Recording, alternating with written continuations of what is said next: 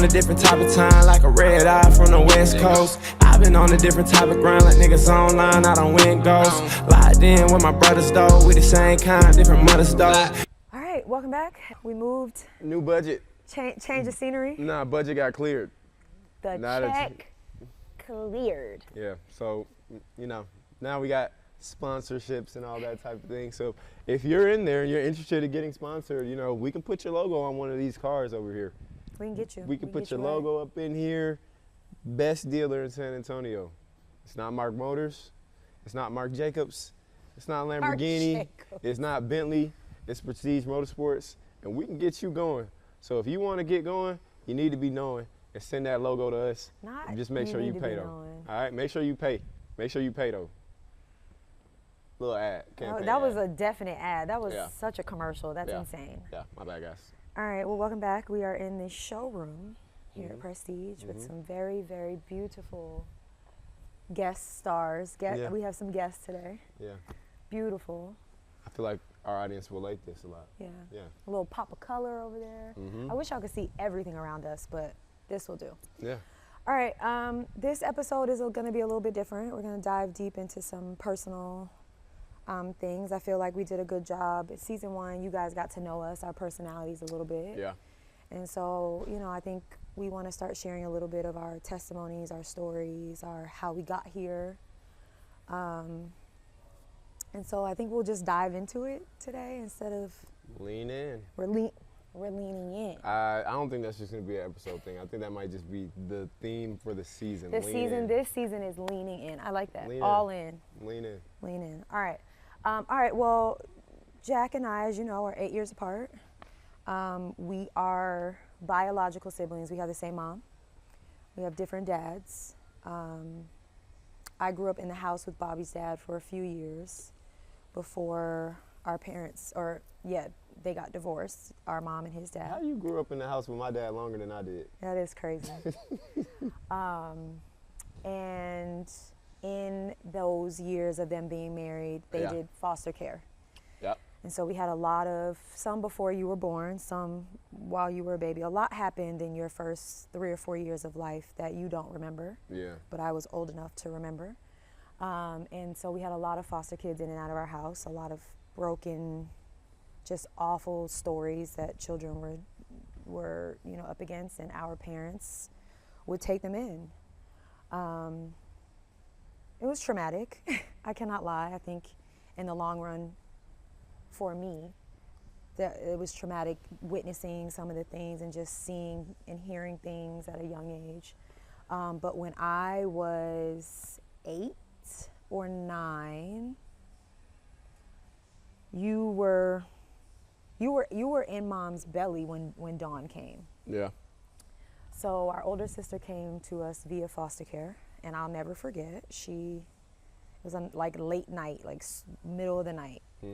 And she came, and I kind of just woke up and had a sister. It was like it was weird. It was like, who is this? And the house we lived in, it was a 3-bedroom house, and she was in the den. They gave her the den. I remember she slept on like the pull-out couch in the den. She was there with my dad? Really? Yeah. She lived in the house on not Perkle Road, let's say Leanne Drive, Lee something Drive in Lawrenceville, Georgia. Yep. And she was, she had a lot of things going on. She came from a very tumultuous situation. Drugs were involved, alcohol was involved. She was young. She was 13 going on 14. And I'm telling you from the memory of an 8-year-old. So some of these things are from a very young perspective. And I want to say Mom was still pregnant with you. I don't even think you had been born yet, maybe. She came, and it was a tumultuous blend. She had a lot of trauma and a lot of things that happened to her. And she came into a semi-normal family dynamic. It was more normal for her, but we also didn't grow up in a very healthy family dynamic. And long story short, 4 years later, she died in a car accident. She was 17. I was 11. You were 3? Yeah. You were 3. So I don't know how much you remember. Do you remember anything? I have a few memories. Like what? Like one time, there was a lamp, and I took the lampshade off, but you know the light bulb be hot, and I think I licked the light, or I touched the light, and y'all were so, like, she was laughing at that. That's like one. You remember that? I don't remember that Yeah, at no, all. that's like the Core only thing I memory? remember. Yeah, because it hurt. It hurt. To be clear, you did so much. The falling down the I think I stairs licked and the light you bulb. cut your lip open, the hot chocolate, and you ended up with third-degree burns in the hospital. You were such an accident-prone toddler. Oh Yeah, my gosh. That's about it, though. You know? Yeah, that's all you remember? Yeah. Really? Yeah. I guess that tracks. You were really young. Yeah. All right, well, I guess I can tell a little bit more of the story, but I guess the whole point of the episode is to talk about losing a sibling and the different perspectives we have on that because of the age gap. Mm-hmm. I think is a really important story to tell. So, you know, through the 3 years, your dad and my mom got divorced. We moved out of the house. We moved into a townhome. We moved to an apartment first, and then we ended up moving to the townhome, and we lived in the townhouse when she died. And I guess I'll tell about the day that she died. I think Mom was, Aunt Cynthia was pregnant. Aunt Cynthia was pregnant with Devin. Mm-hmm. When Dawn died, Aunt Cynthia was pregnant with Devin, but when Dawn first came, Mom was pregnant with you. Okay, so Dawn, her name was Maylisa Dawn Middlebrooks. Mm-hmm. She was biracial. She was half white, half black. Her mom was white. I met her mom briefly one time, I think. I don't know anything about her biological father. She came to us, and our parents at the time were over the youth ministry at our church. She was super involved in that, but she always kind of like would relapse. So she would have these really good spells of time, and then she would kind of relapse into the bad behavior. And so, we weren't particularly close at first. Mm-hmm. We actually like hated each other. There was one time I don't remember, I just remember like I wanted to boil a hot dog. And it's so gross because like I hate boiled hot dogs, but like she wanted to boil a hot dog, or I wanted to boil a hot dog, but she was using the pot, and we ended up fighting over it and like throwing the pot, and there was like water all over the kitchen. I remember that, but the longer she was around and the older I got, the more I just wanted to be like her. Like I admired her. She was so beautiful. She was so funny. And she wanted to be a masseuse. She always knew she wanted to be a masseuse. And so she started going to, this is when we moved to the townhouse, not long before she died. She went to this alternative high school because she wasn't able to go to a regular high school because she had behavior issues. Mm-hmm. And she was on the court, like they were teaching them trades, and her trade was massaging. Yeah. And so like sometimes she would come home and be like, let me show you what I learned. And she would like massage my shoulders or massage my back. And we became like sisters. We definitely, like, she was my sister. Mm-hmm. And then Mom found out that she was not going to school, and Mom kicked her out. And my memories here get really foggy, and I've been through a lot of therapy. I've been in EMDR therapy, which is like, they like move objects with your eyes, and it helps you kind of restore these traumatic memories.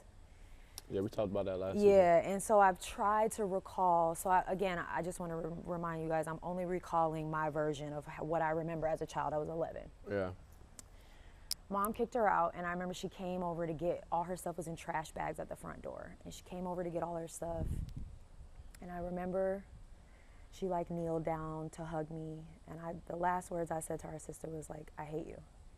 Because I was so mad that she left. I was mad that she left. Yeah. I was so sad. I was like so angry that like she couldn't get it together enough to just be there. Like I was so mad at her. I was so mad. And I've never really, I've probably only ever told Stefan and my therapist that story. Yeah, nah, you didn't tell me that. But yeah, I was just like, I hate you.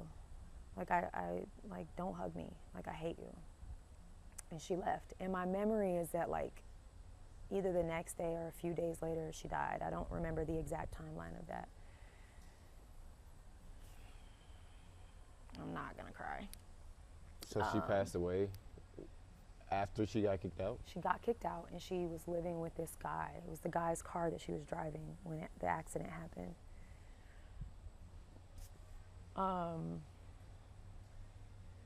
Yeah, so mom kicked her out because she wasn't going to school and she had been lying, and mom thought she was in school, and I think mom had just had enough. And I don't blame mom. I can't even imagine what that was like, just trying to get a teenager together, and you know, I don't know, maybe I don't know mom's version of the story as far as why she put her out. I don't know. I'm sure there were tons of things that happened that I didn't know or didn't understand. Yeah. But the day she died, so we lived within like walking distance of where the car accident was. Yeah. And this is another thing I struggle with. I don't remember if this is just something I've told myself or if it actually happened. I cannot recall, but the accident happened while I was at school. I guess you were at daycare at the time. And in my memory, I remember passing the car accident. Like my school bus took that route. But I don't know if that actually happened or not. Anyway, she was driving.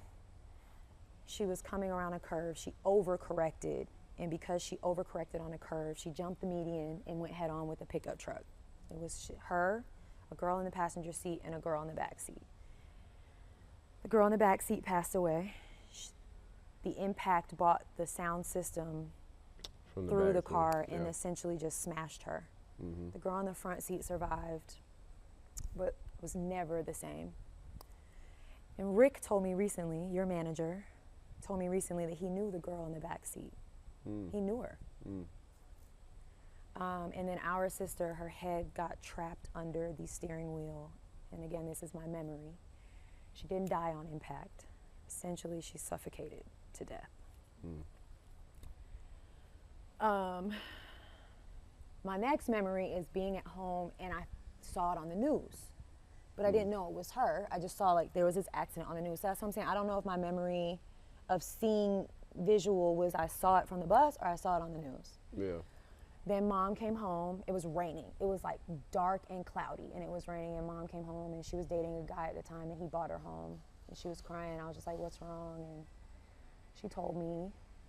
And I don't think I cried immediately. I definitely didn't have like immediate tears. I was kind of, I guess, I was shocked. And then I got sick. I got strep throat.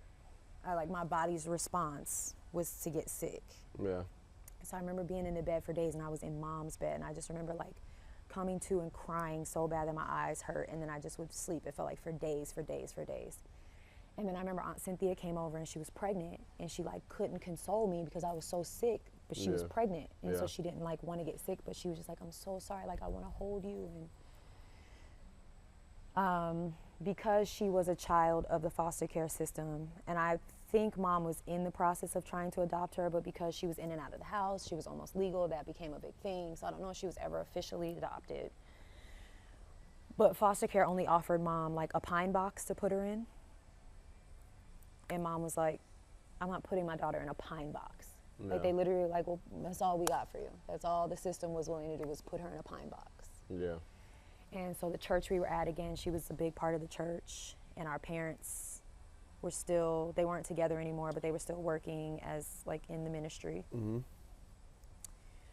And they put together a beautiful funeral for her. Hundreds of people came, like hundreds of people came to the funeral. That makes my heart happy. Hundreds. Mom danced at the funeral. Oh man, that sounds emotional. And I remember Dawn was super light skinned. Yeah, she was. She was super light, but because I guess of the accident and the nature of her injuries, they had to put a lot of makeup on her, and she was so dark in the casket. I've never looked at anyone else at a funeral in the casket because I just hate that that's the last way I saw her. She was unrecognizable. She was like my shade. Yeah. She was really dark. But like all these teenagers got saved that day. Like the altar was full of teenagers that just like got saved because of her story. Everyone knew her story. Everyone knew how she struggled, and in her death, so many people were changed. And so, yeah, I think the conversation I'd love to have with you is like, I know how it's affected me in my life and what I've had to navigate and how I've had to overcome that. And I definitely think I've overcome the trauma, and I've met healing with it. You know, I've honored her. My daughter's middle name is Dawn. It's Elisa Dawn. Her name was Maylisa Dawn. Yeah.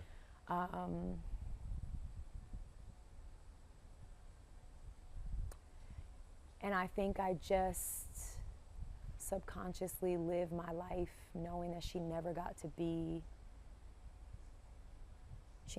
her 20s. Yeah. She never got to be a mother. She never got to meet the love of her life. And that's how I live my life, is just like, who would she be today, and how can I show up for her in that way? So I don't know. What are your thoughts? How have you... I mean, I can't imagine you're affected by it in the way that I'm affected by it, but does it affect you? Do you think about it? Do you think it has any residual effect on who you are? Yeah.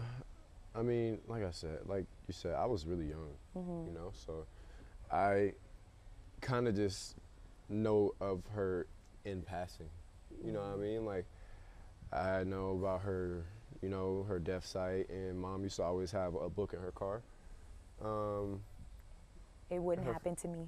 Yeah, it wouldn't happen to me, but so, you know, I would always read that and know it was my sister. But I mean, through life, it hasn't guided me directly, but like, God has blessed me in a position to, when I got in trouble, when I got kicked out the house, I had to go live with my dad, and he had foster kids. And when you get the foster kids who are a little more higher risk, it pays more. So my dad had 4 of them in the house, you know what I mean?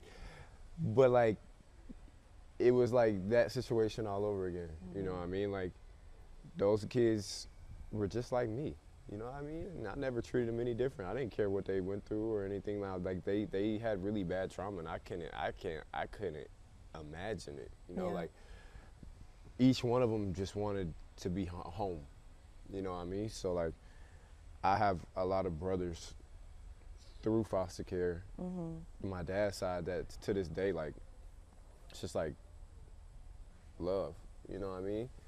Yeah. And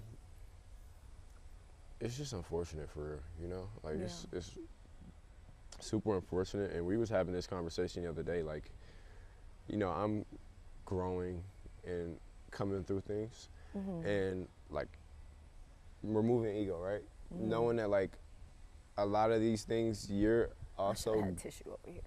guided in it by your angels. Yeah. You know, and like, who you are, and like, just coming deeper and knowing who's who in your family, you know, like, you kind of just realize that, like, okay, like, this is instilled in me, and like, I'm actually guided, you know what I'm saying, by my ancestors, by my family, by like people that are no longer here right now, but like, these people are guiding me, and these are like, I always think of her as like my guardian angel, for real, because I didn't get to know her that much, but I know she loved me, and I know that like, she would definitely be proud of me, you know? Oh my God, thank you, Kari. Thank you. Yeah. I definitely have a heart for foster care, and just like being a mom now. Yeah. I can't imagine not doing right by my kids. Yeah. And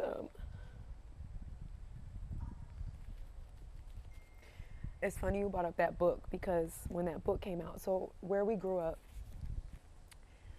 in Gwinnett County specifically, shout out to the North Side, the number of teenage deaths by car accident was astronomical in the early 2000s.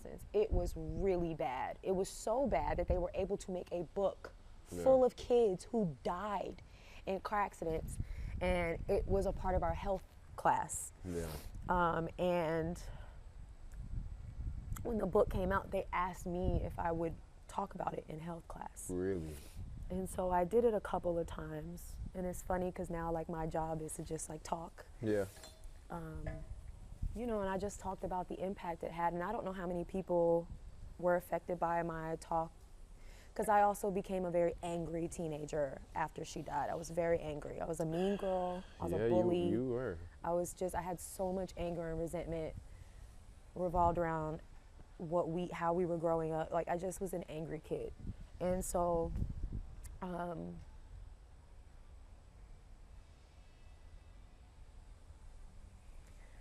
yeah, I mean, I would have those conversations, and it was always like awkward, because it's like, I'm a kid talking about my sister that died at school, and like, I don't want people to think I want attention, because I never wanted attention. I like was so mad.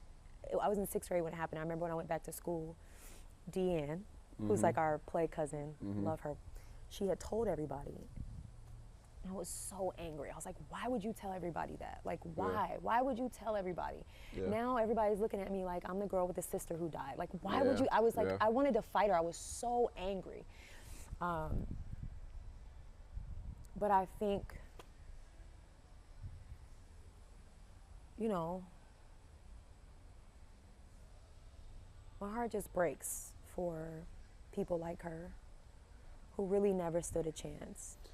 Never stood a chance, and it makes me want to be empathetic and compassionate and understanding to everyone's upbringing and who they are and how that's gotten them where they are. Yeah, foster care is so tough. Foster care sucks. The foster care pipeline to jail. It's awful. Insane. It's awful. It's one of the kids in my dad's house, he got caught on armed robbery.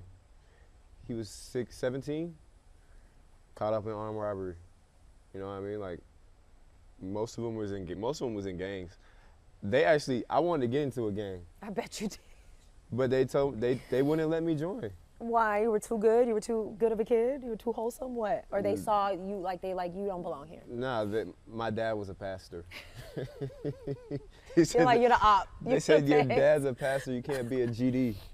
So, but no, yeah. But why did you want to be a part of a gang? What were you needing that you weren't getting that you felt like you could get in the gang? I just grew up in a gang household. They were all in gangs, and they all sat there and they did their knowledge and practiced all their stuff, and I watched it, and I wanted, just kids that just wanted to be a part of it. That's all. Like, I didn't want to go like break into somebody's crib, but I wanted to like be a part of that. Yeah, you know, I watched people get jumped in and all that type of stuff. So like, I just wanted to be a part of it. So like, but like, you know what I mean? Like, the odds are so stacked unfairly against them. You know what I mean? Like, it's so sad for real, because like, dealing with that trauma from already having to be in your foster care system and go to so many different homes, bro. Like, when I was in high school, Mom and Derek wanted to do foster care for a kid, right? He came to school with me. He went to Berkmar. Oh, I remember this. Yeah, but like, he was acting out because he just wanted to be accepted. You know what I mean? Like, he wasn't bad. He just did, like, he got ISS and he ordered Chinese food to the school to ISS. Like, he was doing shit like that. What? Yeah, his name was Jeff. Jeff was Oh, crazy. that was his name. Yeah. You were like cool. Like, I was mad. Yeah. I don't play them games because I know the trauma that's there. Yeah. And all you're doing is creating more trauma. Do not commit to somebody who is broken. That's if you're another not thing that willing people to don't talk fix. about enough is these people who take these foster kids in for the wrong reasons, the financial No, reasons. that shit really, It's shit pissed me off. infuriating. It's infuriating. Because he was with us for like 3 weeks. And you were just another stop in his really tumultuous journey, his really traumatic journey. That, I feel like one day I'll start a foundation and it'll be based in just like the foster care. When we did that toy drive last year, it was for a foster home, a group home. And we walked around the whole campus and got to see some of the kids. But like, a family of 6, their parents were coming to drop them off to get into the system, and like, they were so distraught, bro. Like just that whole process already. It's like, if you're not loved, then you're not gonna love yourself, right?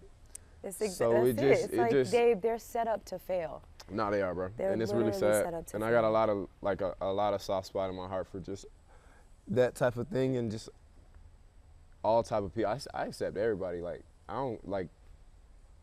It's just an unfair system for real, bro. Yeah. It's a really sad, unfair system because, like, my dad does the church shit, right? Mm-hmm. And he does a lot of youth ministries. There's not like a lot of grown-ups at his church. It's more like a Michael Jackson thing, you know? It's like a lot of kids. This man just said a Michael Jackson thing. You gotta Not like Neverland. Yeah, it's like a Neverland of child ministries. So. Would your dad agree with that? Would he like that you're saying that? That is why. We gotta loosen it up. This episode's been heavy.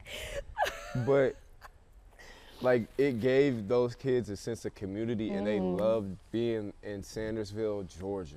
They loved Which is also wild. They love being in Raise your hand if you've ever been to Sandersville, Georgia. I've been there, I lived there.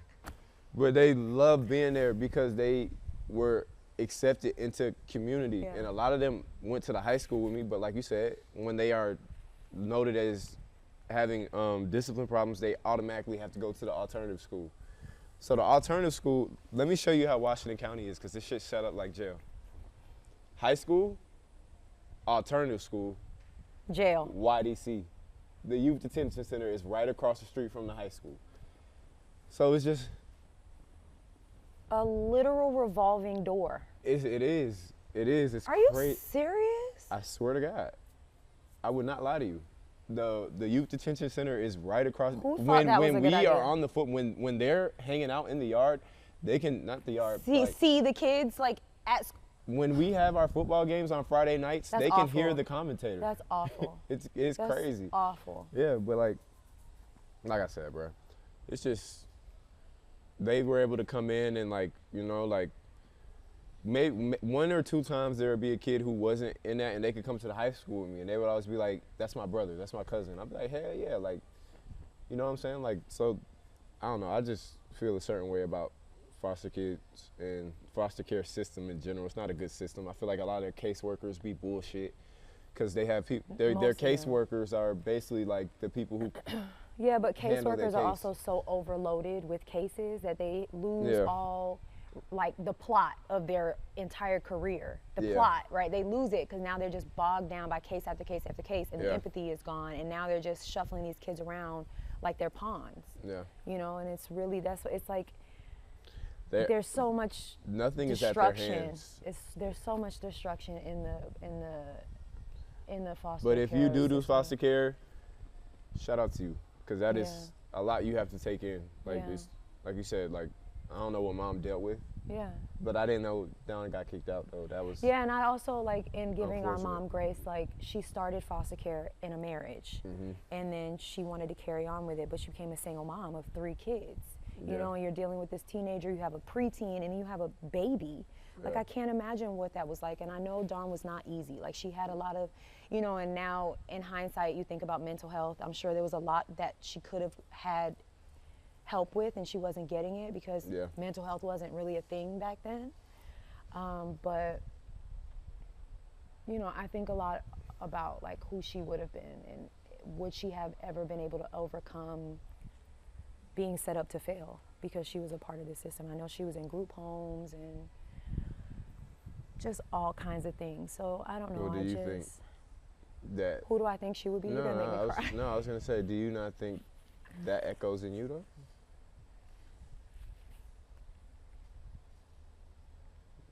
You know? Why do you want me to cry? A huge part of who I am is who I hope that she would have become. A huge part of me is like, I'm living for her, and I don't know. It's weird because the older I get, the more emotional I get. I never grieved. I never grieved like in a visible grieving kind of way, but like the older I get, the more I grieve her. Yeah.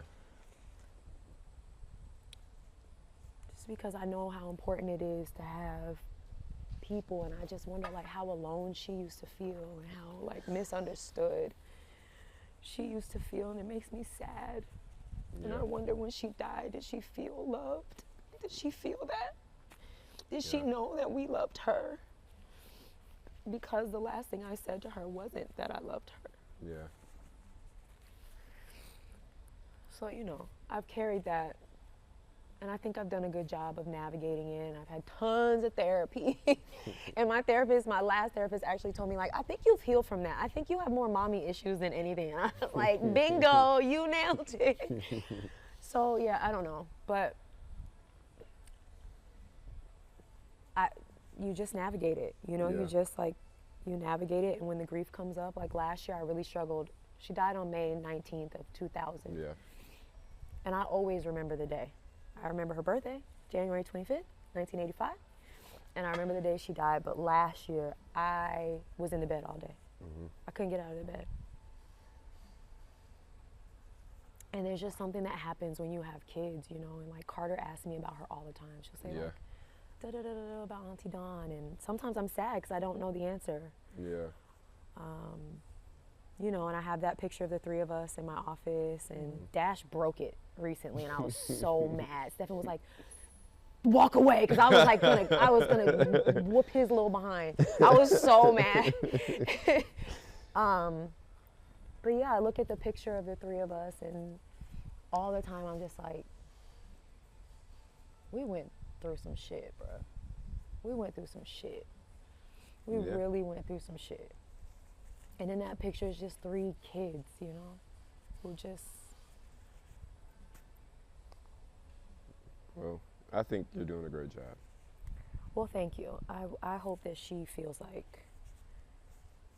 I hope that she knows I loved her, and I hope that she knows everything I do is in thought of her. Yeah. Well, she knows that. She's guiding you. She's guiding us. All right, this was heavy. We didn't even do a fit check, Kari. Yeah, I don't think we need to fit check it. Just know we fresh. Just know we fresh. Yeah. But y'all had the cars, so yeah, even Trey. This is for the people who are like listening to. Oh, well, I guess since people can only watch us, we're not on like Spotify. Not yet. Yeah, stuff like that. Not yet. I think we should push for that this season. Yeah. We can need work to get this on out. that. Yeah, That was your job. Yeah, we'll have that out. Y'all will be listening on Spotify, so we fly. Yeah, I just, you know, if you've ever lost a sibling in particular, it's a special thing. And no, she wasn't our biological sibling, but she was my sister. Yeah. And it's a tough thing to navigate, you know, but. Yeah, it is. It is. It's a part of our story, it's a part of our journey, and I wouldn't change it. I think it's been a huge part of shaping me, and in turn, a huge part of shaping you and my kids and your future kids. And so God does everything for a reason. And like I said, her impact after death was ginormous. Yeah. Ginormous. There's still some times where if I'm in Gwinnett, people will come up to me and like say things or be like, I remember your sister, and it's just like, that was her purpose. Yeah. And so, you know, that's all I got. That's cool. Shout out to Don. Shout out to Dawn. Shout out to you. Love you. Love you too. Your ring is hitting right now. Nah, that shit is hitting right now. No, the product was there. I'm like, no, I'm buying this. Mm-hmm. All right, y'all.